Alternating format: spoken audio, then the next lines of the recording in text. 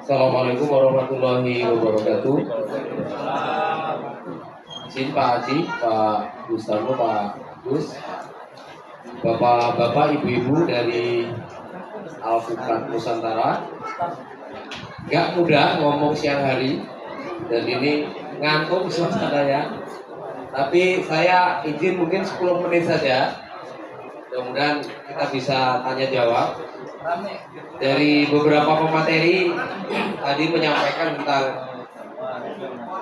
bagaimana komunitas Alpukat. Nah, saya tuh bukan dari komunitas Alpukat. Kebetulan tetangganya Mas Singgi.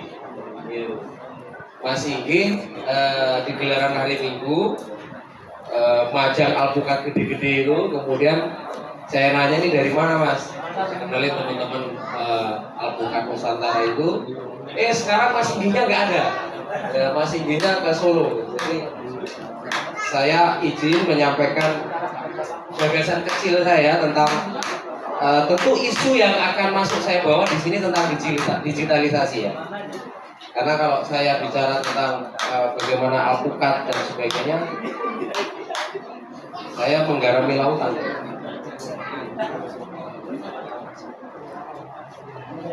Baik,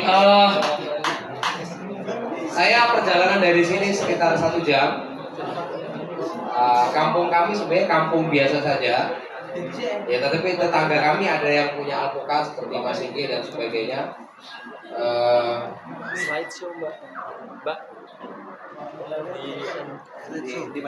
Di slideshow. Iya di slideshow dulu. Oh iya. Bolongnya. Sini ya. Udah dicolok belum? Udah.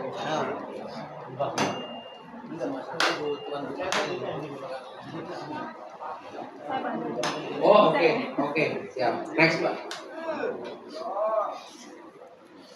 Terus saja ke payungnya ya, ke payung.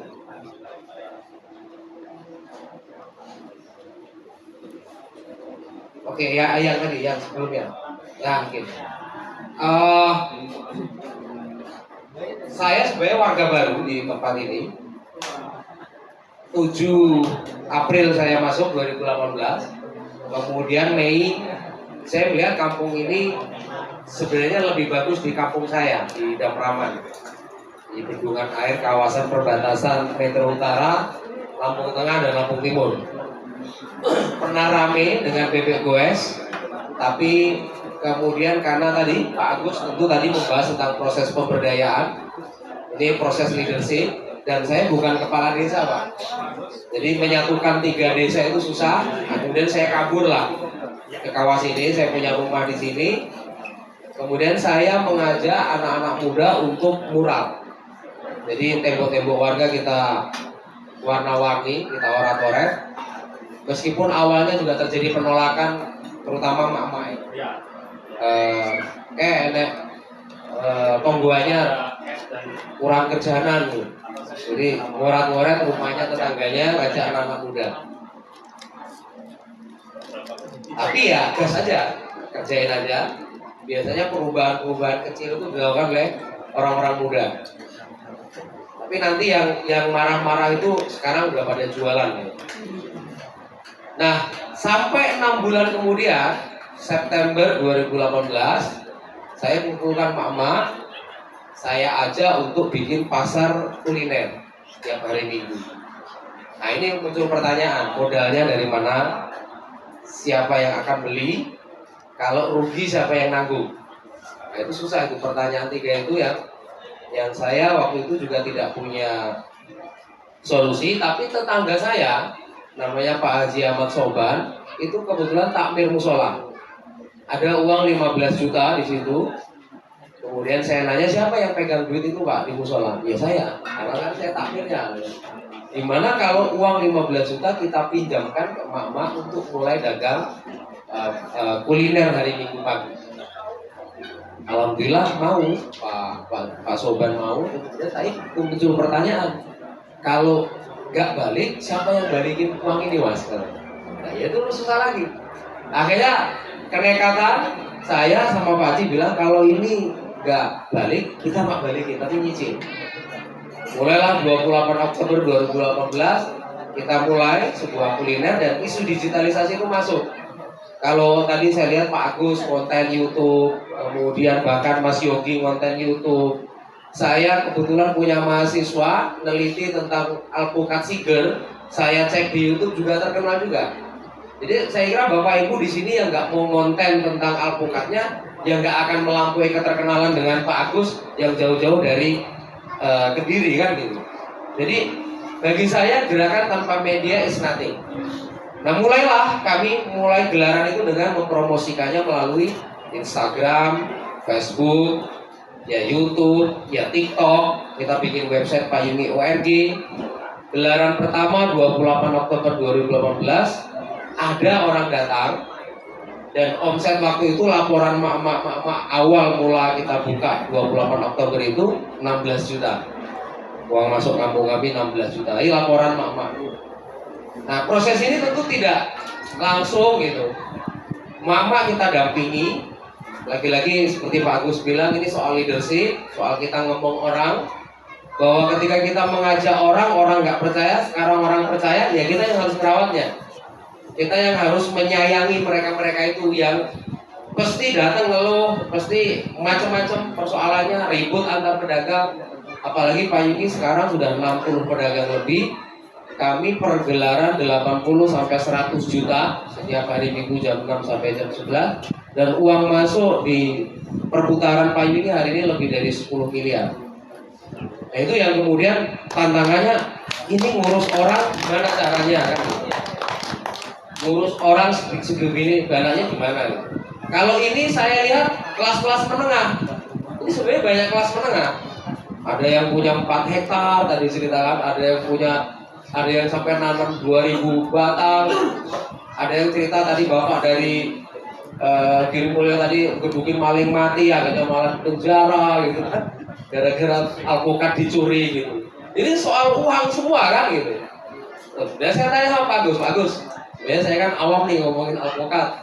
Alpukat di Lampung ini sama di tempat bapak banyak kan mana? Yuk, jauh mas, gedean Lampung gitu. Jadi sebenarnya para pemateri itu mengakui bahwa Lampung itu punya nama bagus di level nasional, dan saya juga baru tahu. Pertanyaannya apa Pak yang kurang? Yang kurang ya tentu isu digitalisasi tadi, kemudian kualitas. Ya karena gimana mau kualitas ya Pak ya tadi yang Bapak tadi ya, kita rebutan sama maling ya. Kita mau panen matang, orang kita harus duluan sama maling. Ini problem pemberdayaan. Semua problem pemberdayaan. Yang kaitannya ngurusin manusia itu yang disebut dengan empowering, pemberdayaan tadi. Next. Nah, apa yang terjadi di kampung kami? Ya, meskipun tetangga kami ada yang punya alpukat, Mas Sigi dan sebagainya itu, apalagi kebunnya dia juga ada di luar Payungi. Tapi kami itu nggak ada alpukat sebenarnya, kecuali Mas Sigi mengenalkan apa ini almusa ini saya baru tahu. Tadinya saya nggak tahu. Karena di dalam Payungi isinya ya kuliner, ada kerajinan, ada seni rupa, tari, musik, film, ada tempat ngopinya, ada tempat pustakanya, flying fox anak-anak. Satu kali gelaran itu ya bisa 100 lebih anak main flying fox, itu bohongin anak-anak itu. Satu kali terjun 8.000 gitu. Itu setiap hari Minggu kami tamu sekarang di atas 2.000. Nah, dari mana orang datang ke Payungi? Itulah proses digitalisasi. Proses digitalisasi. Sekarang juga banyak kebetulan saya pendampingan di berbagai kabupaten bagaimana sih menemukan potensi kampungnya. Jadi pada dasarnya materi yang sering saya sampaikan tentang pariwisata desa kan gitu. Tapi ternyata Pak Agus juga bisa menghadirkan wisata berbasis alpukat tadi. Bahkan saya tadi nanya, nah ini kalau alpukat nggak buah gimana Pak? Orang apa nggak kecele? Ya ternyata ada ilmunya gimana membuat alpukat bisa berbuah terus menerus ya Pak Agus ya berarti. Itu juga tantangan juga. Next. Bapak Ibu, inovasi Payungi itu kami munculkan. Next terus. Nah ini nih yang muncul setelah 5 tahun ini. Kami ada Payungi University. Jadi banyak sekali kepala desa datang ke kampung kami untuk nginep 2 hari 2 malam. Bahkan bukan hanya kepala desa, UM Malang, UNS Solo, kemudian Bandung, Wing Bandung, Jambi, mereka hadir datang karena kami kemudian setelah 5 tahun ini warga sadar bikin homestay. Homestaynya ya standar, ada yang air hangat, ada yang AC, ya dibuat partisi seperti hotel pada umumnya, ada yang juga yang masih pakai kipas angin. Itu sesuai dengan siapa yang hadir di Payungi. Karena Payungi sebenarnya waktunya pendek sekali, pagi jam 6 sampai jam 11 siang. Tapi banyak orang dari luar kabupaten bahkan luar provinsi hadir menginap di kampung kami. Kemudian ada pesantren wirausaha, ada sekolah desa, ini yang nginep 2 hari 2 malam. Kemudian ada teman-teman kajian perempuan, ada sekolah seni, kami ada pameran lukisan dan sebagainya. Kemudian ada kampung anak Payungi dan beberapa sekarang ada santri-santri penghafal Quran yang memang kami akhirnya bikin pesantren selain. Next. Tujuan utama pendidikan bukan pengetahuan tapi tindakan. Ini yang selalu saya pakai kata Hendrik Spitzer. Jadi setinggi apapun teori, sehebat apapun gelar Bapak Ibu semua, tidak akan berpengaruh kecuali pengetahuan itu jadi tindakan. Nah, tindakan ini bagaimana bisa mempengaruhi banyak orang, tidak hanya untuk kita sendiri. Dan Pak Agus itu baru ngaku kepala desa di sesi terakhir gitu, karena beliau juga malu. Biasanya kepala desa rumahnya baru, mobilnya baru, istrinya baru Pak. Kalau di Lampung Pak tadi. Saya besok ketemu 300 kepala kampung Pak di Lampung Tengah. Roadshow 14 hari. Udah sering saya ketemu kepala desa, tapi ya belum banyak lah kepala desa kayak Pak Agus itu belum banyak. Yang malu kepala desa. Nah, penggerak, kami menyebutnya penggerak. Kan tidak semua orang bisa jadi kepala desa ya. Kami menyebut diri sebagai penggerak, dan penggerak hanya dua. Satu mengajar, dua melayani. Mengajar itu dalam arti ngomong. Ini mak-mak biasanya disebut mak-mak itu cerewet ya. Ya memang ya, satu aja cerewet. Ini kami 60 mama. Yang tadinya mereka imigran digital, hari ini mereka bisa bikin desain Canva. Kalau Sabtu ya, hello guys, jangan lupa datang ke Payungi setiap hari Minggu. Dulu gudeg gelaran pertama saya ingat 700.000, sekarang gudeg di Payungi pergelaran 8 sampai 10 juta. Ikan bakar 6,5 ya, gedok sama jedang jagung itu bisa 2 jutaan. Mungkin yang metro, yang tadi tak lihat ada yang dari metro, mesti tahu lah, mesti tahu udah pernah ke Payungi. Dan itu kekuatan banyak orang. Karena kita bukan Superman, nah itulah super team. Jadi itu super team. Next. The more we teach, the more we learn. Semakin banyak kita mengajar tuh sebenarnya semakin banyak kita belajar. Kayak tadi beliau itu sebenarnya nggak bisa ngajar bukan karena deg-deg, mending ditanya daripada ngomong duluan. Ya kan kalau suhu kayak gitu, mau ngomong bingung, tapi kalau nanti ditanya baru keluar ilmunya. Karena nggak semua orang Pak bisa ngejelasin teori-teori. Terus service the other, affect internal growth. Jadi kalau kita melayani orang lain, jiwa kita tuh tumbuh, kepekaan kita tumbuh. Kita jadi orang yang benar-benar menganggap semua orang itu penting. Jadi nggak ada gerakan sendirian, hebat sendirian, itu nggak ada. Tapi ini soal community, ini soal kelompok, soal kegotong royongan. Terus saya kira terlalu banyak. Saya pengen ini nih. Kami akhirnya bikin aturan-aturan main di komunitas kami, bahwa kalau malam Kamis kami harus ketemu pesantren wirausaha. Jadi pedagang itu kami undi. Setiap mau gelaran hari Minggu, mereka nggak tahu mereka mau dagang di mana, kecuali gudeg. Karena gudeg kalau taruh depan, tahu macet depan. Jadi gudeg kita taruh ujung, kemudian yang lain kita undi. Dan mereka ya siap, mau besok hujan mau enggak, paling enggak ada tamu 2000, mereka harus siap seperti kami ya. Tukang parkir suaminya, ada yang anak-anak muda ngurusin wahana-wahana dari flying fox, panahan, mewarnai, kelinci, macam-macam itu diurus sama anak-anak muda. Kemudian mamanya dagang, dan itu mereka bisa aja tidak tidur dari semalam karena mempersiapkan kuliner dengan traffic tamu 2000-an itu.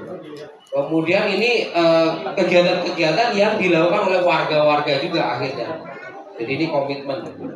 Komitmen sosial ini tentu tidak langsung dari mulai awal dulu, tapi proses learning by doing. Jadi kita belajar tapi yang mengerjakan sesuatu. Akhirnya apa yang terjadi? Jadi habit, jadi kebiasaan. Kampung ini akhirnya jadi kebiasaan, tempat hubungan dan siap melayani dengan sepenuh hati. Next. Nah ini posisi kalau malam Kamis wajib datang pesantren wirausaha. Mereka membicarakan apa saja yang akan dikerjakan di Sabtu pagi gotong royong, Sabtu sore gotong royong, kemudian minggu setelah Lebaran. Hari ini budaya iuran mereka tinggi. Emak-emak yang dulu kita anggap remeh, sekarang mereka kalau habis gelaran ada iuran 2000-an. 2000-an itu apa? Untuk mereka yang sakit atau meninggal. Jadi dana sosial. Sekarang mereka ada juga uang kambing. Jadi Oktober nanti kita ulang tahun, mereka potong kambing. Berapa kali potong kambing, mama nggak kebagian. Setiap masak, mereka nggak makan. Gitu. Sekarang mereka udah kita iuran saja setiap habis gelaran, sisihkan untuk kambing. Ini udah kekumpul 7.300.000 punya untuk potong kambing di Oktober nanti. Jadi mudah-mudahan kalau 10 juta ya bisa beli 4 kambing kata mereka. Jadi budaya-budaya seperti ini muncul dulunya nggak ada, tapi karena proses pemberdayaan, proses kita menemani banyak orang tadi, mereka juga akhirnya jadi warga yang mandiri, sadar. Terus next. Nah ini gotong royong kalau Sabtu pagi, Sabtu sore nanti diundi. Mereka nggak tahu mejanya di mana, jadi hanya Tuhan dan takdir yang tahu mereka akan ditaruh di titik mana, dagang di mana. Karena ini kan sepanjang jalan kampung gang sempit gitu, di mana mobil tidak boleh masuk, tapi mobil berada di posisi luar dan mereka mempersiapkannya dari hari Sabtu pagi. Next. Ini sekolah desa. Kebetulan saya 2 kali diundang Kick Andy, jadi Andi Eknoya kebetulan tertarik melihat bagaimana kegotong royongan masyarakat ini menjadi satu contoh praktek-praktek kecil yang baik, sehingga mudah-mudahan ini juga jadi inspirasi bagi desa-desa yang lain. Tapi akhirnya ya penggerak-penggerak menulis buku, membuat seperti diktat-diktat kecil itu menjadi contoh bagi penggerak-penggerak lain. Next. Ini 17 sektor ekonomi kreatif yang sebenarnya saya yakin isu tentang alpukat ini nggak mungkin berdiri sendiri hanya dengan menggunakan isu alpukat. Mestinya isu alpukat bisa didorong dengan isu-isu yang lain. Kalau kampung bapak ibu itu cantik, mesti dikunjungi. Itu aja prinsipnya. Dan jangan lupa ya promosi melalui media digital tadi. Tidak mungkin kita akan mempromosikan kampung kita sudah tidak tertata, kampung kita tidak ada budaya gotong royong secara terus-menerus, apalagi tidak ada promosi secara kontinu seperti yang dilakukan Pak Agus. Kalau itu tidak dilakukan, maka kita nggak akan memenangkan pertarungan dengan wisata desa Jambu kan gitu. Kalau kita memenangkan pertarungan dengan desa Jambu, kita harus mengubah satu landscape teritorial desa itu menjadi unik, menarik, kemudian promosinya juga ada di media digital. Saya melihat penghasilan YouTube-nya Bapak mungkin nggak cukup juga ya daripada gaji kepala desa Pak ya. Kayaknya sih menurut saya sih. Saya lihat tadi, oh ini Bapak ini, lah iya itu masih sisa gitu. Istilahnya orang gaji kepala desa orang panen Bapak ingin loh.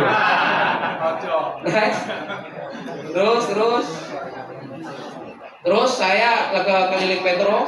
Ini kegiatan ini sebenarnya materi-materi media digital tapi kita skip udah siang soalnya. Terus nah kami sekarang terus sampai ke keliling metro. Nah ini betul kampung kreatif betul belum Pak. Nah maaf saya tambahkan, saya sekarang sedang mendorong kampung pengangguran sama kampung lebah. Kampung pengangguran itu masyarakatnya yang nanam anggur kayak gini. Nah itu sekarang kami tawarkan untuk keliling metro. Next. Nah seperti ini.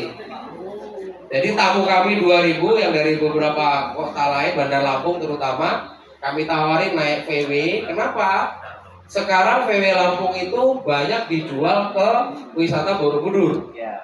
Nah, dan saya ketemu dengan Mas Fajar dan kawan-kawan yang hari ini anggotanya makin berkurang. Gini aja Mas, kita tolong taruh itu di Payungi, nanti kita promosiin. Nanti setelah dari Payungi mereka kenyang makan pagi, datang ke Kampung Lebah, mampir ke Kampung Anggur, bisa ke tempat makan lain. Dan alhamdulillah kelas-kelas menengah yang mau datang bayar 300.000 naik seperti ini keliling 2 jam kota. Itu sebagai sebuah upaya bahwa ide selalu ada. Ide selalu ada dan ini jejari kita untuk menolong kampung-kampung lain yang selama ini susah dapat kunjungan seperti Payungi yang setiap hari Minggu konsisten bisa lebih 2.000 orang datang. Dan cara kita menyelamatkan mobil VW supaya tidak dijual ke Jawa sana. Terima kasih banyak. Assalamualaikum warahmatullahi wabarakatuh. Waalaikumsalam warahmatullahi wabarakatuh.